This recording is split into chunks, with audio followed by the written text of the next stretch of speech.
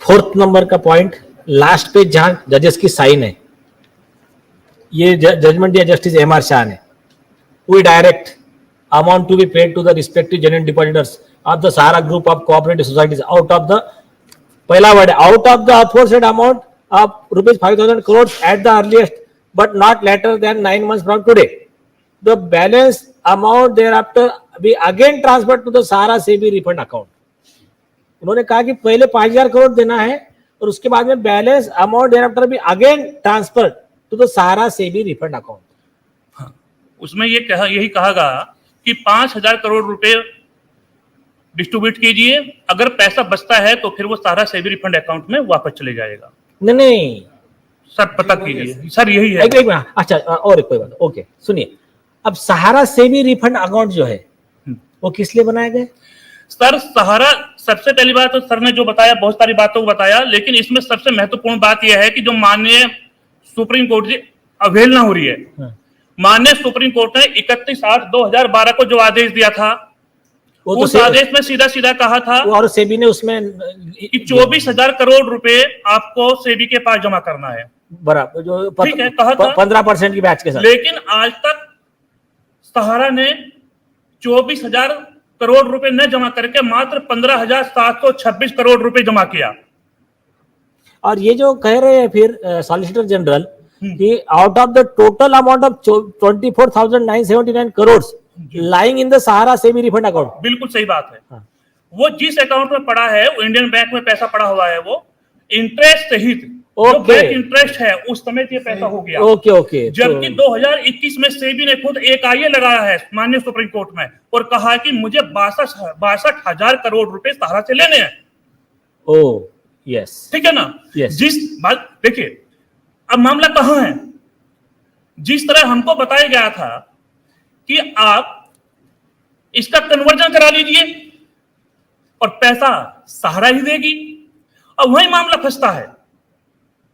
अगर 24,000 करोड़ का पालन हो गया होता, सेबी ने 3 बार अखबार के माध्यम में विज्ञप्ति जारी करके एक तक भारतीय को बताया था, एक तक जमाकर्ता को बताया था कि जिसका पैसा सहारा रियल एस्टेट और हाउसिंग में जमा है वो हमारे पास अपने डॉक्यूमेंट भेज दे और पैसा देने की जिम्मेदारी मेरी है.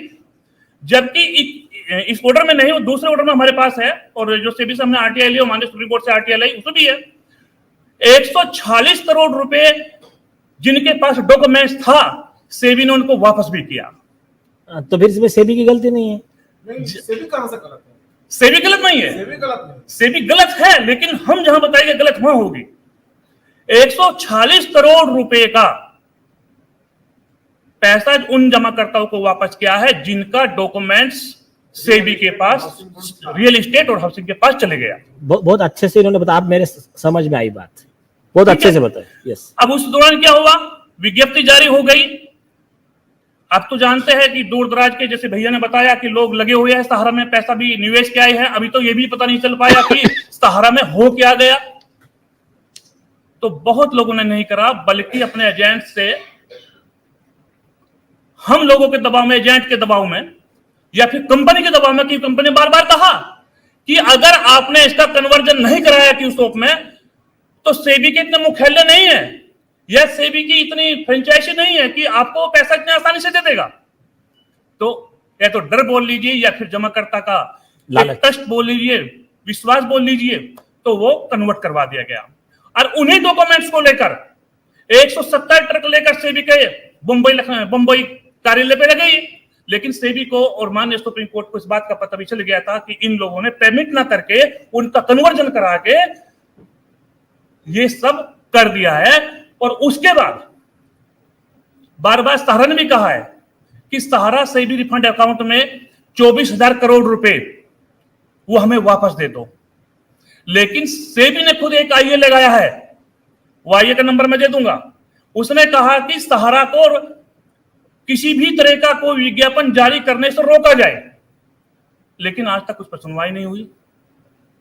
कहने का मतलब है कि जो पब्लिक में और आम लोगों के बीच में अखबार के माध्यम एक बार नहीं सैकड़ों बार विज्ञप्ति जारी करके सहारा ने माननीय सुप्रीम कोर्ट के अवहेलना की है और जमाकर्ताओं को बहकाने का और उनसे झूठ बोलने का, उन्हें गुमराह करने का काम किया है। अगर हमारा पैसा रियल एस्टेट में ही होता, हाउसिंग में ही होता, तो हम अपने पैसे को लेने के लिए अपने डॉक्यूमेंट्स हम सेबी के मुख्यालय दे देते और सेबी से हमारा पैसा वापस आ जाता।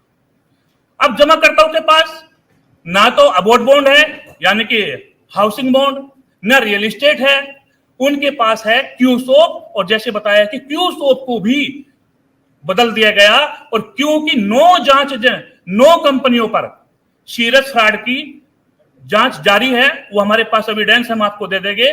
9 कंपनियों पर उसमें क्यू सोप भी है और आपका वित्त मंत्री जी ने भी पटल पर यानी कि लोकसभा में कहा कि हां, सहारा ने रियल एस्टेट हाउसिंग कन्वर्ट करवाते हुए ये अपराध किया है और गलत किया है जो नहीं होना चाहिए था, उसका भी हमारे पास एविडेंस।